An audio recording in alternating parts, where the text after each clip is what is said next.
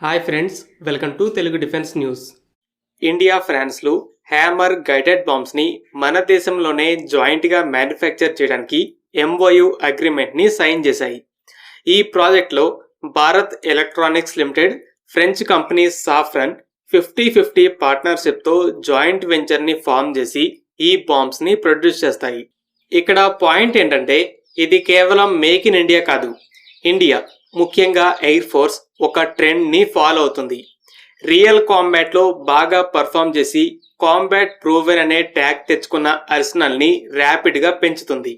కుదిరితే వాటిని మన దేశంలో మ్యానుఫ్యాక్చర్ చేయడం లేదా ఇంపోర్ట్ చేసుకోవడం జరుగుతుంది.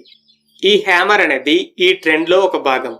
మరి ఇది ఎలా పనిచేస్తుంది, ఎలా కాంబాట్ ప్రూవెన్ అయింది? ఇది ఒక స్మార్ట్ బాంబ్ కిట్.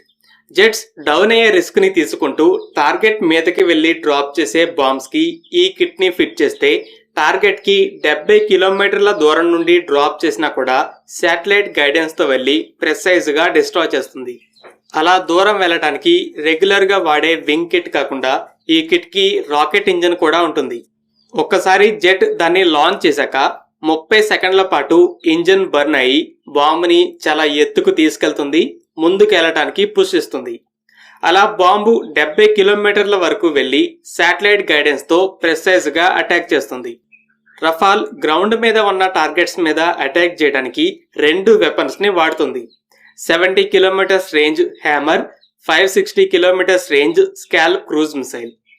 ఆపరేషన్ సింధూర్లో ఇండియా చాలా టెర్రర్ క్యాంప్స్ ని టార్గెట్స్ గా సెలెక్ట్ చేసుకుంది. రఫాల్, సుఖోయిస్ లాంటి జెట్స్ ని స్ట్రైక్ ప్లాట్ఫామ్స్ గా ఎంచుకుంది. రఫాల్స్ బోర్డర్స్ కి దగ్గరలో ఉన్న టార్గెట్స్ ని హ్యామర్ బాంబ్స్ తో డిస్ట్రాయ్ చేసి బాగా లోపల ఉన్న టార్గెట్స్ మీదకి స్కాల్ప్ మిజైల్స్ ని ఫైర్ చేసింది. ఈ ఆపరేషన్ లో హ్యామర్ ఎంత యాక్యురేట్ గా అటాక్ చేస్తుంది, స్ట్రైక్ ప్లానింగ్ లో ఎలా ఫిట్ అవుతుందో నమ్మకం ఇచ్చింది. ఆల్రెడీ ఎయిర్ ఫోర్స్ సింధూర్ కి ముందే తేజస్ జెట్స్ లో కూడా ఈ వెపన్ ని ఇంటిగ్రేట్ చేసింది. సో సింధూర్లో పర్ఫార్మెన్స్ నచ్చాక వీటిని చాలా పెద్ద సంఖ్యలో కొనాలని లోకల్ ప్రొడక్షన్ ని కూడా సెటప్ చేస్తుంది.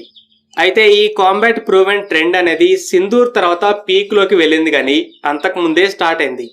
2019లో బాలాకోట్లో ఎయిర్ స్ట్రైక్ జరపాలని ఫిక్స్ అయ్యాక జెట్స్ సేఫ్ గా అటాక్ చేయాలంటే మిరాజ్ లో ఉన్న Israeli spice 2000 guided Bombay only option గా కనపడింది. ఈ ఆపరేషన్ లో సక్సెస్ అయ్యాక స్పైస్ ఫ్యామిలీ మీద ట్రస్ట్ అనేది ఏర్పడింది. వెంటనే సుఖోయిస్ లో స్పైస్ 2000 ని ఇంటిగ్రేట్ చేసి తర్వాత రఫాల్లో కూడా స్పైస్ 1000 ని ఇంటిగ్రేట్ చేయాలని ఎయిర్ ఫోర్స్ ప్లాన్ చేసింది. అయితే ఒక జెట్లో కొత్త వెపన్ ని ఇంటిగ్రేట్ చేయాలంటే టైం పడుతుంది. అయితే గాల్వాన్ క్లాస్ తర్వాత రఫాల్లో అర్జెంట్ గా గైడెడ్ బాంబ్స్ కావాల్సి వచ్చింది. ఫ్రాన్స్ ఆల్రెడీ హ్యామర్ ని ఇంటిగ్రేట్ చేసి వాడుతుంది కాబట్టి వెంటనే వాటిని ఆర్డర్ చేసి రఫాల్ సాఫ్ట్వేర్ ని మాడిఫై చేశారు. సో బాలాకోట్ తర్వాత స్పైస్ ఫ్యామిలీ మీద నమ్మకంతో స్పైస్ 1000 అని ప్లాన్ చేసింది. కానీ ఎమర్జెన్సీ సిచ్యువేషన్ హ్యామర్ ని ముందుకు నెట్టింది. అయితే ఆపరేషన్ సింధూర్ ఆ నిర్ణయం కూడా కరెక్టే అని ప్రూవ్ చేసింది. సో ఇప్పుడు లోకల్ ప్రొడక్షన్. ఇవే కాదు, ఈవెన్ రఫాల్ కూడా ఈ ప్యాటర్న్ లో భాగమే.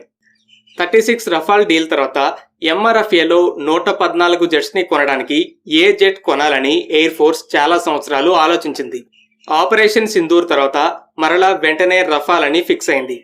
ఎందుకంటే పేపర్ మీద ప్రీమియం జెట్లా కాకుండా ఇప్పుడు కాంబాట్ ప్రూవెన్ ప్లాట్ఫామ్ అయింది. రీసెంట్ గా డిఫెన్స్ మినిస్ట్రీ కూడా ఈ డీల్ కి క్లియరెన్స్ ఇచ్చింది. అలాగే 300 మిలియన్ యూరోస్తో మరిన్ని స్కాల్ప్ మిజైల్స్ ని కొనడానికి కూడా డిఎస్సి క్లియరెన్స్ వచ్చింది. Estimated number 150 to 200. Local production కి కూడా డిస్కషన్స్ అనేవి జరుగుతున్నాయని కొన్ని మీడియా రిపోర్ట్స్ చెప్తున్నాయి. ఇజ్రాయెల్ వెపన్స్ లో కూడా ఇలానే జరుగుతుంది. ర్యాంపేజ్ మిజైల్స్ సింధూర్లో ఎల్ఏటి హెడ్ క్వార్టర్స్ ని డిస్ట్రాయ్ చేశాక లోకల్ ప్రొడక్షన్ కోసం చర్చలు జరుగుతున్నాయి. S-400 కూడా అంతే. సింధూర్ తర్వాతే మరిన్ని S-400 సిస్టమ్స్ ని కొనాలని డిసైడ్ అయింది. Long range air defence system కి హ్యూజ్ రిక్వైర్మెంట్ ఉంది కాబట్టి ప్రాజెక్ట్ కుషా మీద పెద్దగా ఇంపాక్ట్ ఉండదు. ఈ కేసెస్ అన్ని ఒక క్లియర్ ట్రెండ్ ని చూపిస్తున్నాయి. ఇండియా సొంత కాంబాట్ లో ఏవైతే వెపన్స్ బాగా పర్ఫామ్ చేసాయో వాటి నెంబర్స్ ని భారీగా పెంచుతుంది. కుదిరితే లోకల్ ప్రొడక్షన్ లేదా ఇంపోర్ట్. మరి దీనివల్ల ఉపయోగం ఏంటి? ఇలా కాంబాట్ ప్రూవెన్ వెపన్స్ ని పోగు చేసుకోవడం వల్ల ఫస్ట్ మన మిలిటరీకి కాన్ఫిడెన్స్ అనేది పెరుగుతుంది. ఎయిర్ స్ట్రైక్ జరపాలని ప్లాన్ చేస్తున్నప్పుడు ఆల్రెడీ వాడిన వెపన్ని ఎంచుకోవడం వల్ల దాని యాక్యురసీ, రిలయబిలిటీ, రిజల్ట్ ఎలా ఉంటుందని ముందే తెలుస్తుంది. శత్రువు విషయంలో ఇది డిటరెన్స్. మన శత్రువు దగ్గర పవర్ఫుల్ వెపన్స్ ఉన్నాయనే దానికన్నా ముందు ఈ వెపన్స్ తో ఆల్రెడీ మన మీద విధ్వంసం సృష్టించాడు, ఇప్పుడు వాటినే కూడబెట్టుకుంటున్నాడనే ఆలోచన ఎక్కువ ప్యానిక్ ని క్రియేట్ చేస్తుంది. సో ఫైనల్ గా air force combat proven weapons arsenal ని ర్యాపిడ్ గా ఎక్స్పాండ్ చేస్తుంది.